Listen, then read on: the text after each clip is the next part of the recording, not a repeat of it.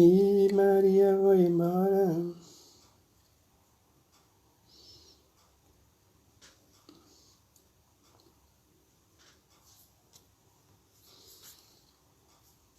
Bueno, seguimos acá en esta conversación tan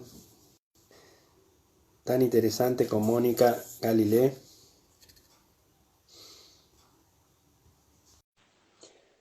sobre violencia de género en Brasil y en Argentina. Epa! No escurinho, não. Oh, você viu como é que é? Vamos Não, ver, vamos, aí não, vamos vou tentar. sair. Eu vou sair para Espera você aí. chamar de novo. Ok, e por acaso não dera bem? Espera aí.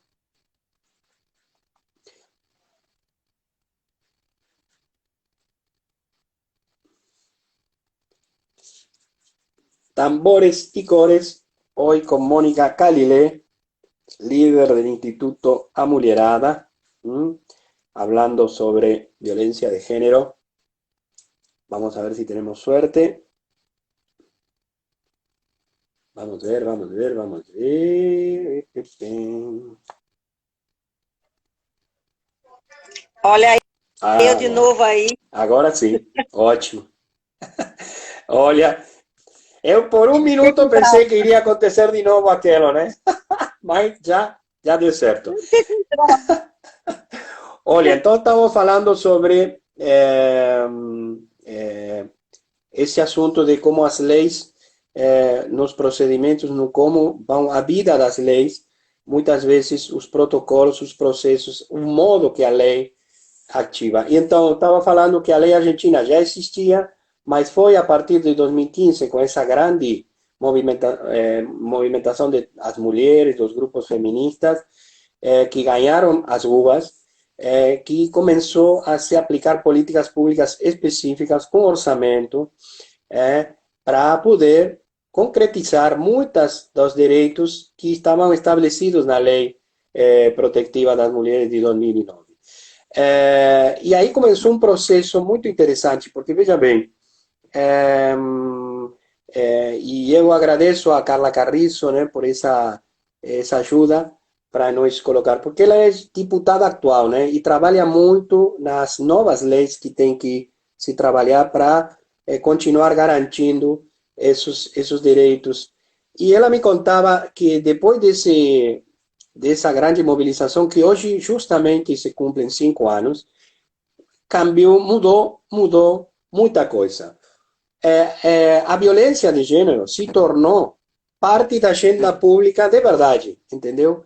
De verdade. A gente começou a visibilizar o processo de femicídio, o que era isso, a partir desse grande movimento que se chama Ni Una Menos, né? Ni Una Menos, que reuniu mulheres de todos os estratos políticos, sociais, uma coisa impressionante. E aí começou esse processo do femicídio como agravante dos delitos, né? E a punição cresceu. Mas também começou uma luta por, de algum jeito, combater os dois tipos de violência que existem. A violência explícita, e vocês falam bem sobre esse assunto, né? Quem está na militância feminista, e a violência implícita, a explícita e a implícita, né? E aí nós também pegamos a costume de vocês de dar um nome às leis. E então saiu a Lei Brisa. Vou te contar, a Lei Brisa, é o nome de Brisa Barrio Nuevo, é uma neném que nesse momento tinha 3 anos, com 2 irmãs. A mãe foi morta pela a conduta agressiva do pai. E elas ficaram no comando da tia, mas não tinha recurso econômico algum. Então, o Congresso argentino estabeleceu, a partir, creio que foi do ano 2015, 2016, uma lei que se chama Lei Brisa, em nome dessa menina, onde o Estado argentino assume uma reparação econômica de uma aposentadoria mínima, um salário mínimo seria para vocês, para as filhas e os filhos de vítimas de femicídio, entendeu? Então, as filhas das vítimas de femicídio contam com o Estado argentino que garante uma mínima sustento econômico para elas. Isso se chamou de Lei Brisa. Mas também se trabalhou muito a legislar sobre outro tipo de desigualdades ou violências explícitas, como o acoso laboral no trabalho. E aconteceu também que se foi modificada a Lei Madre de 2009 e se editou em 2015 a lei que tem outro nome de mulher, que é a Lei Micaela. Micaela. Micaela. A Lei Micaela, que também foi ditada no governo anterior, a Lei Brisa. A te contar, a Lei Brisa foi uma luta de uma ONG que se chama La Casa do Encontro, La Casa del Encuentro. Muito famosa.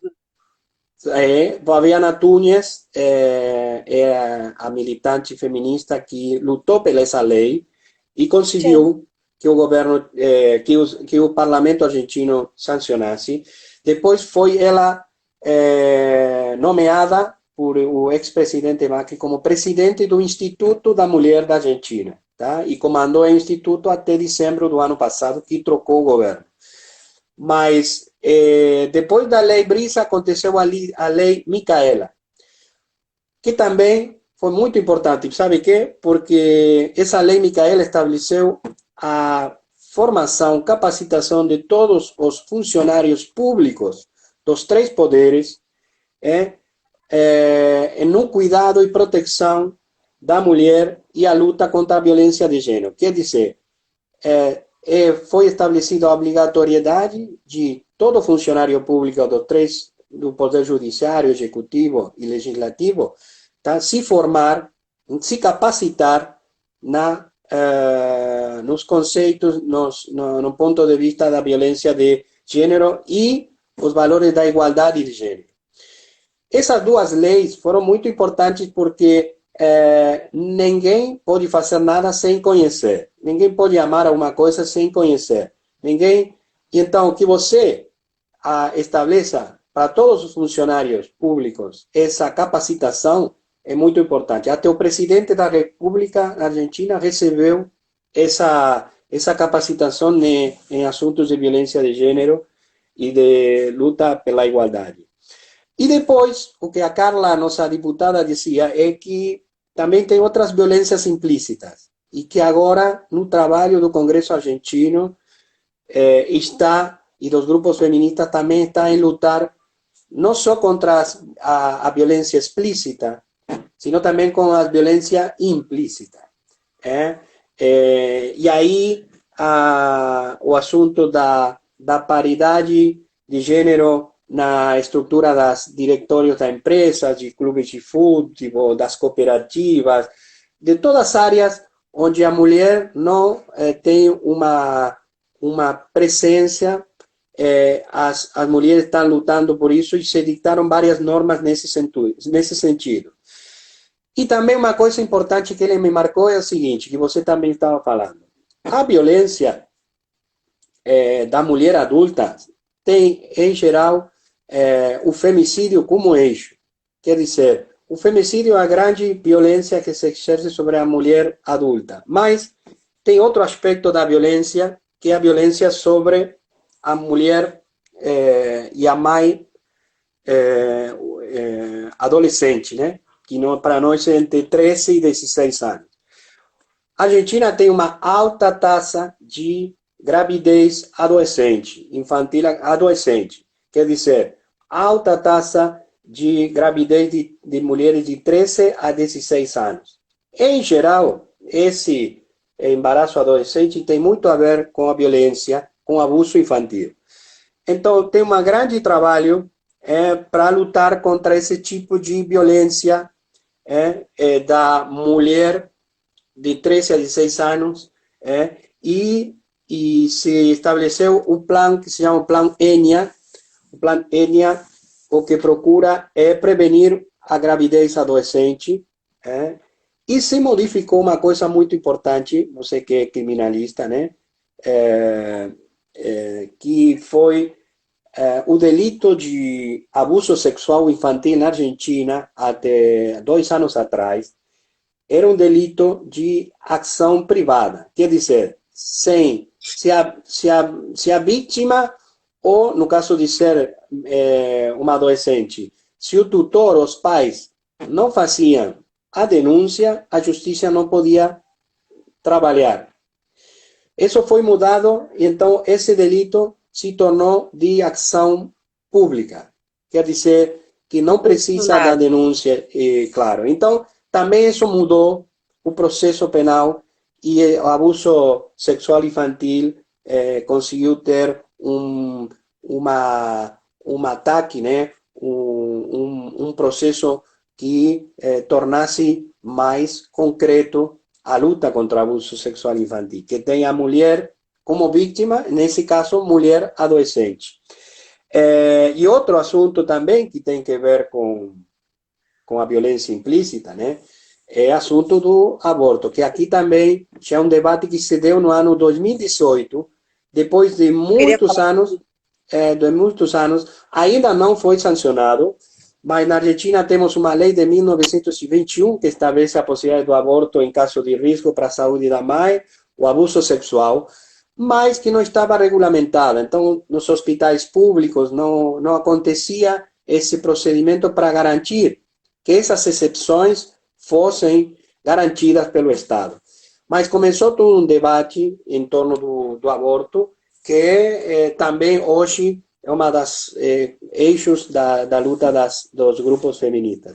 Mas em termos de violência de gênero, aí o que se mostra é como uma lei-mãe estabelece todo um procedimento que possibilita você entrar a garantir direitos, mas se não são acompanhados com políticas públicas, com capacitação, com colocar na agenda e na consciência, é muito difícil de que esses direitos sejam concretizados. Assim que é uma luta permanente por garantir que esses direitos que estão na lei, que estão na letra, possam ser exercidos.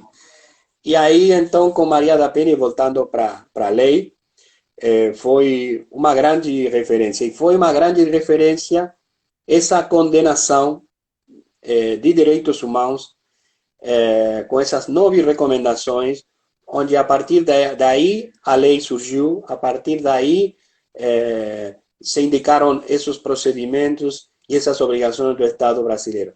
E aí se congeniou, né? Como a gente, no caso da nossa Maria, a gente 30 dias atrás conseguiu salvar, através de uma equipe, com você no comando, mas com mulheres e homens do bem, no processo de salvatagem, assim também levando esse processo, no caso da Maria da Penha, essa conjunção dessas 2 instituições que eu te falei, que uma dedicada à luta contra a violência, e a CLADEM e a SEGIL combinaram com a Maria da Penha, e aí conseguiram, depois de um longo processo na comissão da OEA, lograr essa condenação que Brasil cumpriu. Assim que aí você tem também, quando eu também sou advogado, né? Quando muitas pessoas falam para que serve o advogado, o direito, bom, o direito serve para isso. Nesse caso, o direito internacional e os direitos humanos como eixo.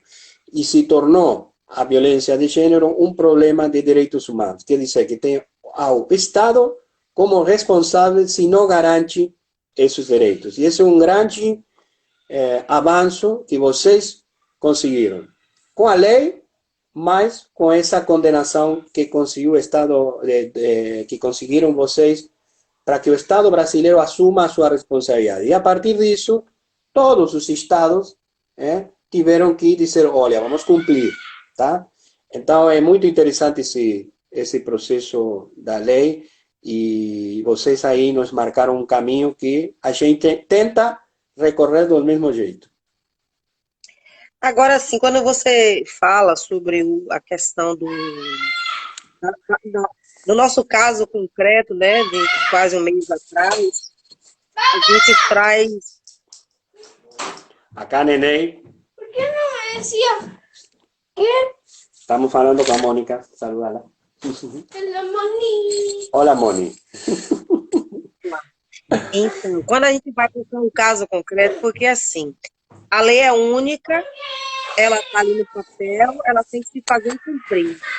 Mas os casos, apesar de que os casos têm uma tipificação na lei, tanto no Brasil quanto na Argentina, o que é violência doméstica, o que é violência psicológica, o que é patrimonial, o que é sexual, porque as duas leis, tanto a da Argentina quanto do Brasil, se preocupou em fazer uma redação dizendo violência doméstica familiar é isso, violência física é aquilo, assim, de forma bem leiga, né, para a gente não entrar nos esmiuçar da lei. Então, o que acontece? Mas cada indivíduo é diferente.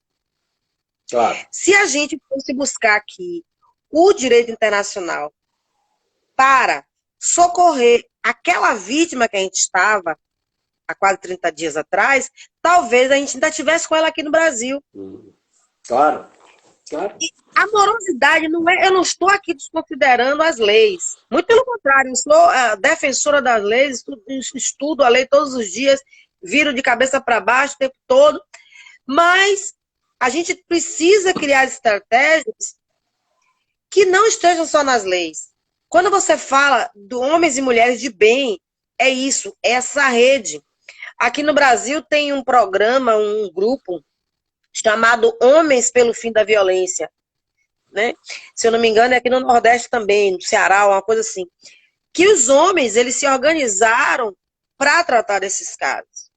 Inclusive, a nossa Lei Maria da Penha, ela é tão maravilhosa na sua redação, como a de vocês também, porque se inspiram na nossa, ela prevê uma ressocialização do agressor, criando núcleos de ressocialização do agressor para que ele não venha a fazer novamente. Tá?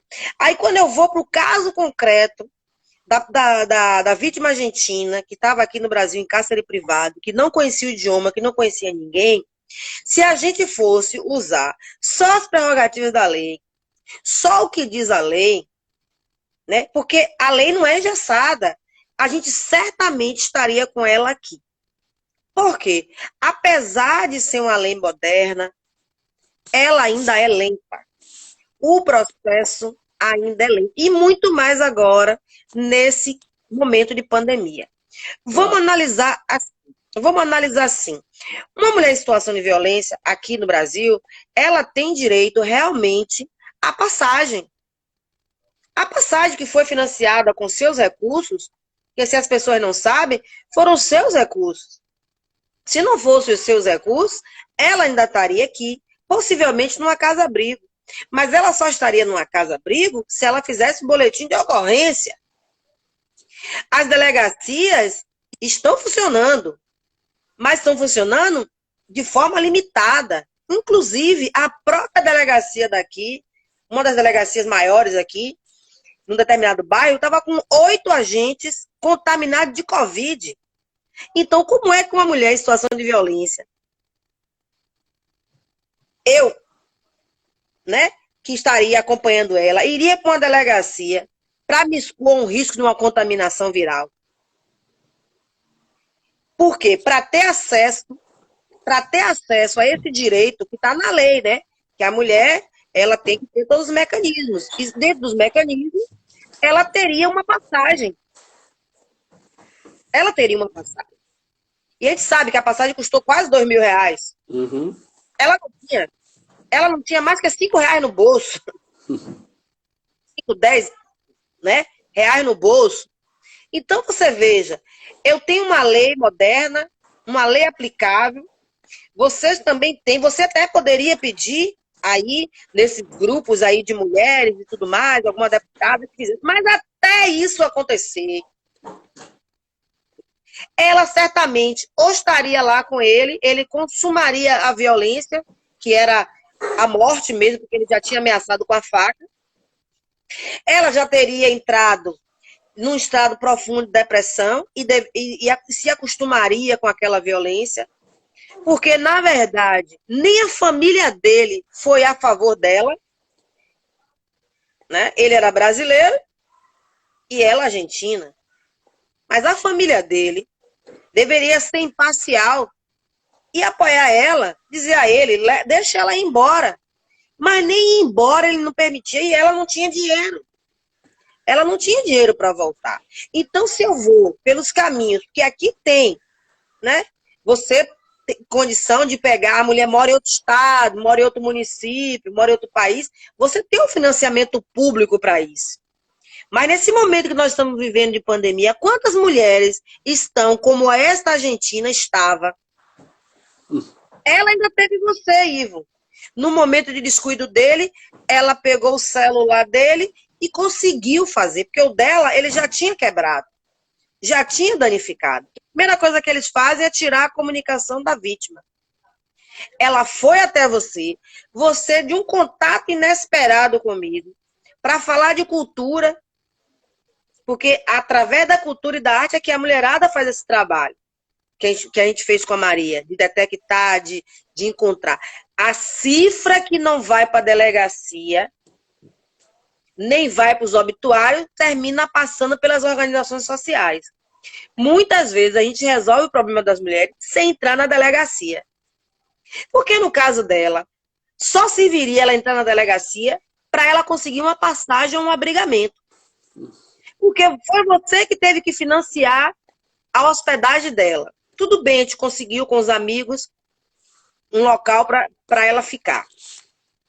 Mas teve a questão financeira, porque a violência doméstica, ela onera os cofres.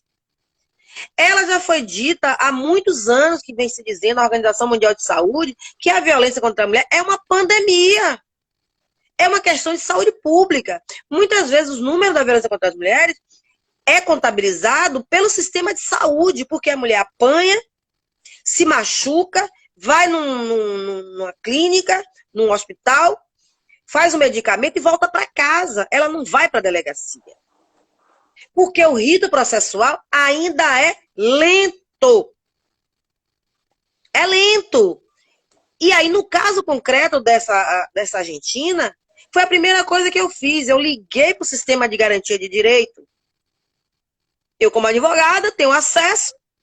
Liguei, olha, tá com a situação assim, assim, assim. Eu preciso resgatar essa pessoa. A primeira coisa que a pessoa me disse do outro lado da linha foi: já registrou o boletim de ocorrência? Aí eu disse do outro lado da linha: como? Que eu tenho aqui a notícia que a delegacia mais próxima está com 8 pessoas, funcionários de Covid. Como é que eu vou levar ela para a delegacia se eu primeiro preciso resgatar? Eu gostaria que você me ajudasse a resgatá-la. Ah, mas a gente não pode entrar dentro da casa sem um flagrante delito. Quer dizer, ele teria que estar lá estrangulando ela, esfaqueando ela, para poder...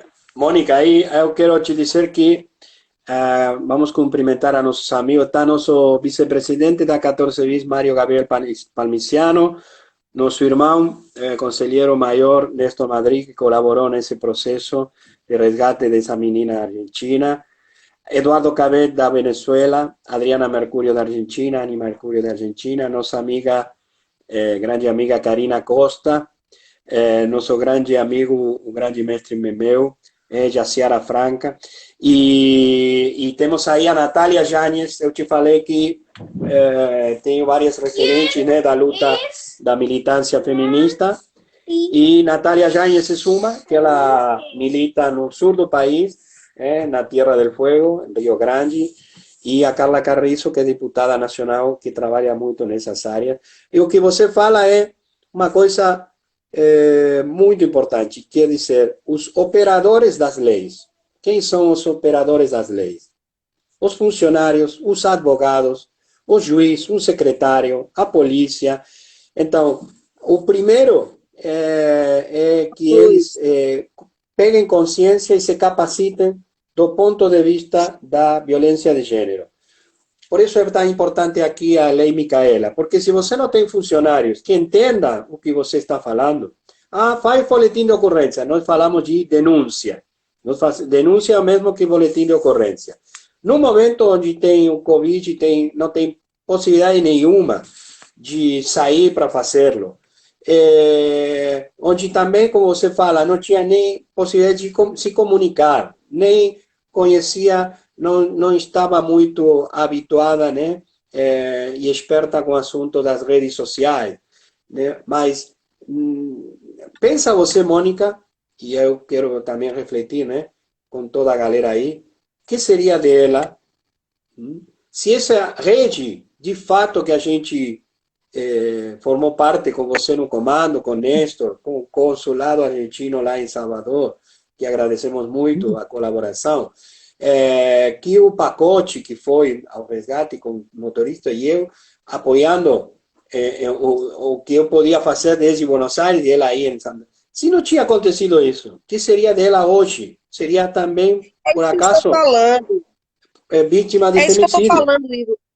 É isso que eu estou falando desde o início, Ivo. A gente tem as leis modernas, né? A Lei Maria da Penha é uma das leis considerada como a segunda melhor lei de proteção à mulher no mundo. Quando você pergunta a um brasileiro ou uma brasileira se conhece a Lei Maria da Penha, todo mundo conhece. Não conhece. Inclusive, eu vou fazer uma live depois lá no meu Insta também sobre isso. Esmiuçar a lei. Porque a lei, ela não é engessada. A Lei Maria da Penha, ela não é taxativa, o que eu quero dizer, não é um rol de medidas protetivas. Você tem que criar a rede de proteção.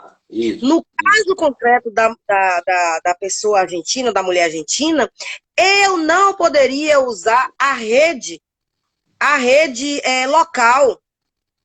Porque eu estava vivendo, né, nós estamos vivendo um momento de Covid, onde a delegacia não tem o boletim de ocorrência online. E para eu fazer o boletim de ocorrência, eu precisaria dela ir pessoalmente.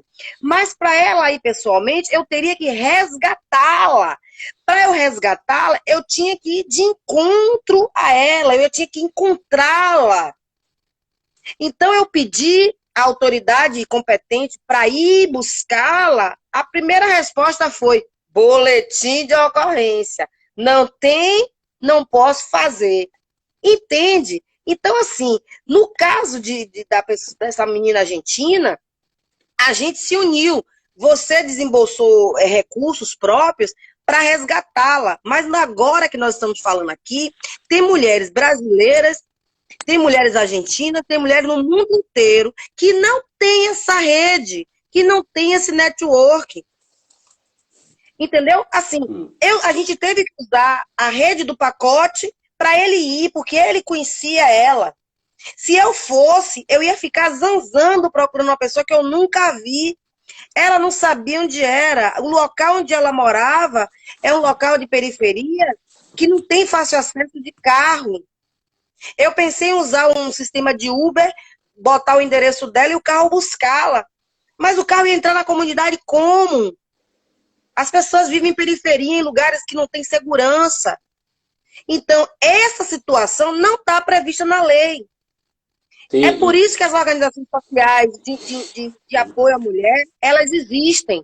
Porque quando o sistema oficial de guarda da mulher não funciona, a gente tem que funcionar. E foi assim que a gente fez. O Nestor Madrid me alertou imediatamente: Mônica, toma o celular dela, isso eu já sabia. Toma o celular dela, mas olha a preocupação dele, porque é uma pessoa esclarecida. Toma o celular dela e quebra o chip. Porque os telefones todos têm GPS. E o passo que ela deixasse o telefone ligado, o que aconteceria? Porque ela estava com o celular dele, que ela pegou o celular dele. Ele poderia localizar ela e todo o nosso esforço ia por água abaixo. Foram 5 dias de tortura. Quando eu encontrei, ela estava tão fragilizada que ela só chorava. Então aquela mulher jamais teria condição de entrar numa delegacia. Primeiro que eu não ia colocá-la, nem me colocar em situação de vulnerabilidade diante de um vírus, que infelizmente todo o nosso aparato policial ainda está desprotegido. Foi no segundo mês da pandemia, ninguém sabia como usar certamente os protocolos.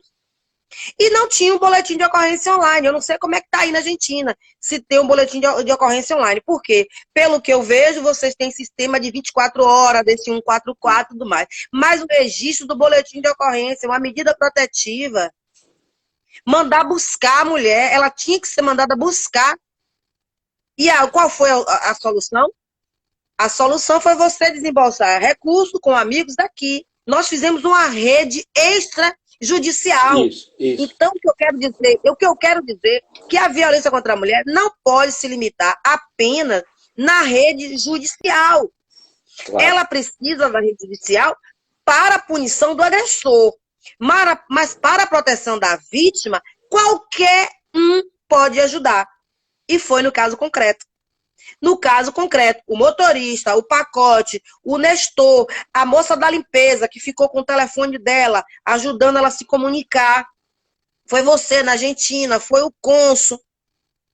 Todas essas pessoas foram uma solução extrajudicial. Que as pessoas ficam esperando, não tem a lei, que a lei que resolva. Não tem a lei, ela que vai para a delegacia. Não é assim, nem aqui no Brasil, nem em lugar nenhum. O que nós precisamos é de uma sociedade que se incomode. Precisamos de uma sociedade que tenha empatia, que se coloque no lugar do outro e não meça esforços. Eu fui levá-la no aeroporto 6 horas da manhã. Esse é o meu normal, esse é meu dia a dia, mas tem pessoas que não querem nem se incomodar, o problema é dela, ela que veio para o Brasil, atrás de um homem, não sei o quê, se ela estivesse no país dela isso não acontecia. Gente, vamos parar de julgar a mulher. Quem está sendo julgado numa situação de violência é o agressor. Claro. A ele não tem desculpas. Entendeu, Ivo? O que eu estou querendo dizer é que não adianta a gente ter leis importantes, a gente ter chegado na Argentina com uma presidente, aqui no Brasil temos chegado com uma outra presidente, e a gente ainda sofrer discriminação o tempo todo, pelo fato de gênero. Ou de gênero ou de cor. Não é porque eu tenho uma cor negra que eu sou uma mulher mais propensa a sofrer violência, seja institucional, seja no âmbito doméstico e familiar. Claro que se essa mulher ela fosse argentina, ela tivesse dinheiro, ela não ia, a gente nunca ia saber o que aconteceu com ela. Não ia entrar na estatística como não entrou. O caso dessa argentina nos traz a perceber que a violência contra as mulheres, nesses números que a gente tem mapa da violência, tem um monte de coisa, ainda é subestimado. Claro. Que nós precisamos criar uma rede extrajudicial. Uma rede que faça essa mediação, que resolva, que ouça. Eu quero fazer um boletim de ocorrência. Tudo bem. Mas você sabe que você ir a uma delegacia, você vai ter que voltar para prestar depoimento, que você vai estar de frente com o seu agressor. Não, eu não quero ver mais ele. Então eu não posso conseguir sua passagem. E você está entendendo, Ivo? Então, assim, a lei está aí, a lei é para ser cumprida. A lei, por mais que ela seja injusta para alguns, ela tem que ser cumprida. Mas a gente tem que ver que vidas humanas importam. E nessa hora, nada pode ser maior. A gente só não pode passar por cima da lei. Então, a gente fez todo um trabalho de resgate, fomos buscar com o pacote, pegamos ela num lugar seguro, levamos para uma casa de hospedagem, um hotel, colocamos ela lá, dissemos a situação dela para quem estava hospedado, até para ela não pegar um telefone e tentar se comunicar de alguma forma. Tivemos todo o cuidado, levamos no aeroporto, entregando na mão do consulado. Então, parece assim, a violência contra a mulher vai na delegacia e resolve. Não é assim, você tem que acompanhar a mulher até o último momento. Por isso que a Lei Maria da Penha criou os mecanismos de proteção às mulheres. Por isso que a lei de vocês, também de 2009, criou esses mecanismos.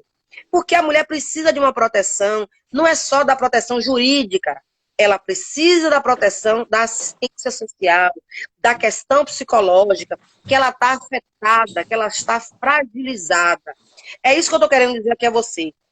Esse trabalho só deu certo porque nós trabalhamos de forma extrajudicial. Apesar do seu país, você podia recorrer ao seu país e tentar conseguir a passagem dela via o direito internacional.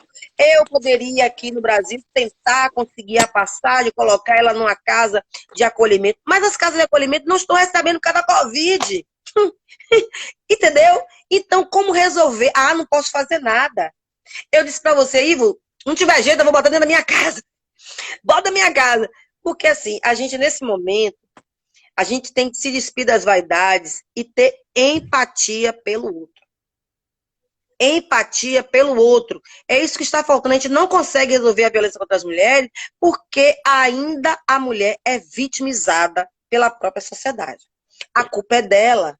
Ela não tinha que vir para o Brasil. Ela estava no país dela. O que é que ela veio fazer aqui atrás de homem? Gente, não é ela que é a culpada da violência. A mulher nunca é culpada da violência. Quem é culpado da violência sempre é a sociedade dá as desculpas que ele estava bêbado, que ele estava nervoso, que foi por causa da pandemia.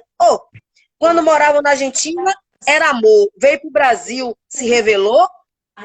Então, assim, não existe lugar seguro para as mulheres.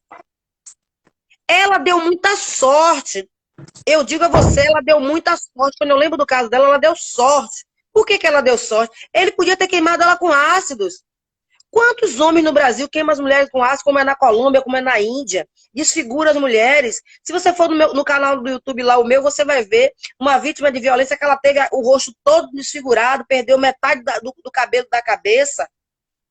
E já estava separada dele há muito tempo. Então, essa mulher argentina, ela deu muita sorte, porque ele ficou só nas ameaças. E a gente foi rápido.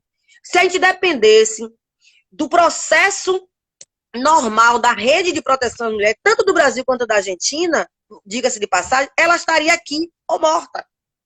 É isso que a gente tem que colocar. Me desculpe porque eu falo com muita emoção, porque é uma coisa que mexe muito com a gente. A gente sabe que temos que conseguir, pós-pandemia, discutir ainda mais como fazer essa tratativa de apoio à mulher, sem necessariamente a mulher ter que adentrar numa delegacia, porque quem já entrou numa delegacia sabe como é um lugar despreparado. As delegacias de proteção às mulheres, elas têm uma característica de ser um lugar acolhedor, mas muitas vezes, em muitas horas, não é nada acolhedor.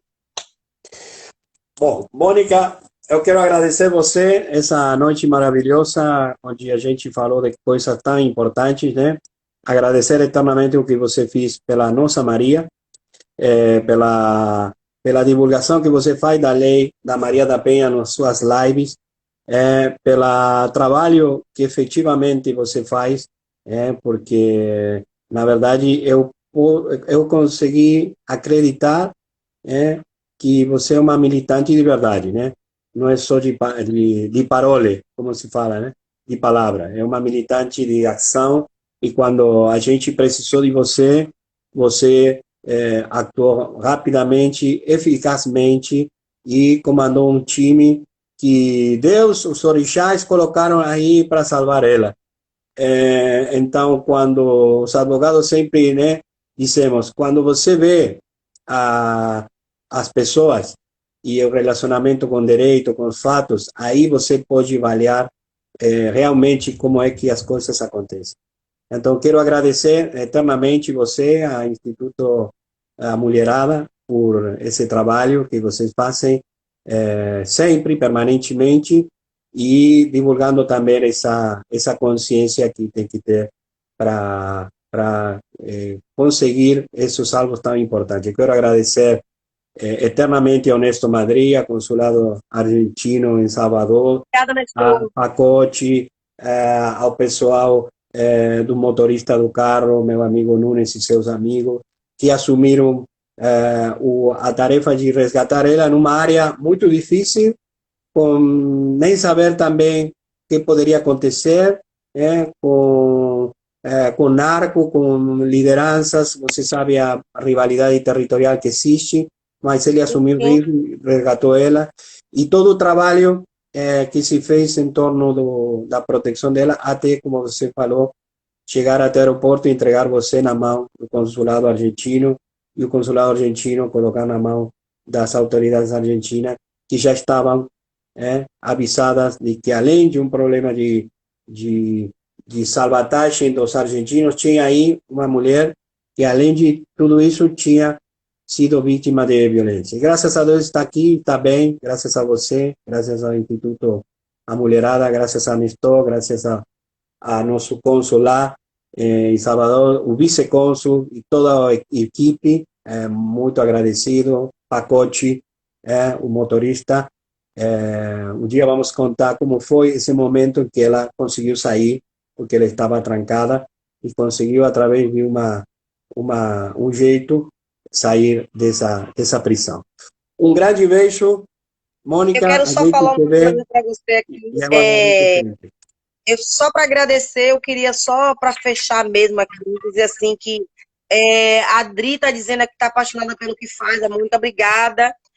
Continue olhando lá, a gente vai discutir sobre o livro, falar um pouco mais, discutir mais essa realidade. Mas eu quero dizer a você aí, Ivo, e a todo mundo, a gente não faz isso por dinheiro, tá? A gente não fez isso por dinheiro, não é pelo fato de eu ser advogada que eu fiz isso, que eu milito nisso. Eu também fui uma criança em situação de violência, numa época que a Maria da Penha sofria violência e estava indo para uma cadeira de rodas. Eu vi a minha mãe sofrer violência todos os dias. Eu sofri violência todos os dias, meus irmãos, minhas irmãs, todos nós sofremos violência. Porque quando uma mulher sofre violência, a família toda sofre violência.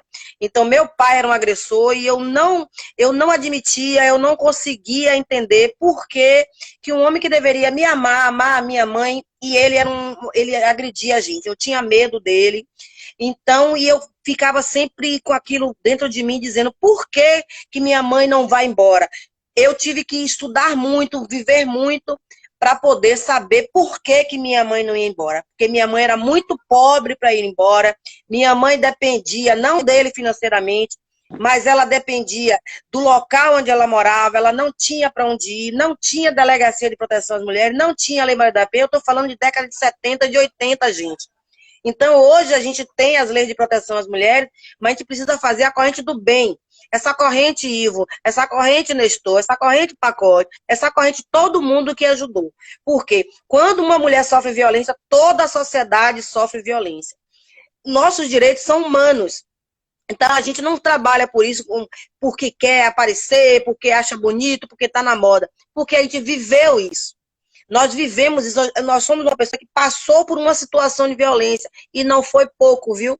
Foi até os meus 16 anos que eu vi minha mãe sofrendo, apanhando e protegendo a gente do meu pai, que era um agressor, quanto mais, né? Um alcoólatra, e que ele só chegava em casa para bater na minha mãe, para bater na gente, para jogar comida fora. Então, tudo isso está escrito, replicado no livro de Maria da Penha. Meu pai era um homem ignorante, era um homem que não tinha estudo, mas quando você vai para a história de Maria da Penha, é a mesma história. Era um homem que tinha educação, que era um economista, um mestrado, mas, mesmo assim, ele maltratava a filha de 6, 4 e 1 ano e 8 meses. E eu vi meu pai, eu era a caçula, bater do meu irmão mais velho até a mim. Não sobrava ninguém. Quando ele chegava em casa, todo mundo apanhava. Então, minha mãe sempre dizia, minha filha, estude, que minha mãe só aprendeu a ler e escrever o nome para casar, exatamente como as mulheres tinham antigamente. O direito de estudar não era permitido. A minha mãe me dizia, minha filha, estude e não deixe que nenhum homem faça com você o que seu pai faz com a gente. Então, é isso que eu tenho que dizer a todas as mulheres. Não deixem que nenhum homem agressor, não um homem de bem, agrida uma mulher, pratique a violência. Vamos todas nos unir, principalmente nesse momento. Ligue para suas amigas, procure saber se elas estão bem. E aí, nunca mais a gente se falou, nunca mais vi você no Instagram, cadê você no WhatsApp? Ligue, que ela pode estar precisando de ajuda nesse momento que a gente está falando. Então, a gente precisa fortalecer essa rede do bem, ligando, mandando mensagem, bom dia, como vai? E aí? Porque nesse processo de pandemia, as mulheres estão dentro de casa trancafiadas, muitas delas, e se ela demorar de responder, vá, tente, dê um jeito de ir na casa dela, que pode ter certeza que o celular dela pode ter sido destruído por esse agressor, por esse pai que não respeita o direito de ir e vir, os direitos humanos das mulheres. Essa é a minha mensagem. Obrigado, Ivo. Amo você, amo a Argentina, amo tudo. E que o amor possa ser maior do que toda essa violência que a gente vê contra mulheres, crianças e idosos, não só do Brasil, como do mundo inteiro. Muito obrigado, Mônica, foi um prazer. De novo, eternamente agradecido a você por ter nos ajudado a resgatar a nossa amiga. Um grande beijo, parabéns pelo trabalho e a gente daqui a pouco se vê ou falamos de novo. Hoje deu certo tudo, a transmissão foi ótima e aqueles que queiram ver de novo essa transmissão, a gente vai subir no canal da 14 Bis 2020, a partir de amanhã já pode entrar no nosso canal, la 14 Bis 2020. Um abraço para quem mandou mensagem para mim aí, tchau, tchau, não dá para ler, não dá para falar, obrigado, obrigado. Um grande beijo. Beijo, beijo. Tchau. Obrigado. Bom, bueno, qué linda noche, hablando de temas de violencia de género en Brasil y en Argentina. Gracias, Natalia Yáñez. Gracias, Carla Carrizo. Natalia es una gran militante allá en el sur del país, militante política y militante de la causa feminista, a quien recurrí hoy y me dio una data muy importante, a nuestra querida amiga diputada Carla Carrizo, que también me dio la posibilidad de acceder a la última información legislativa de la Cámara de Diputados, ella es diputada nacional y tiene un papel relevante en muchos aspectos de la vida pública, pero básicamente en estos temas. Yo le reconozco a ella una gran capacidad y agradezco a ella. Y bueno, nos vamos a ver mañana si Dios quiere. Un beso grande, nos vemos, chao.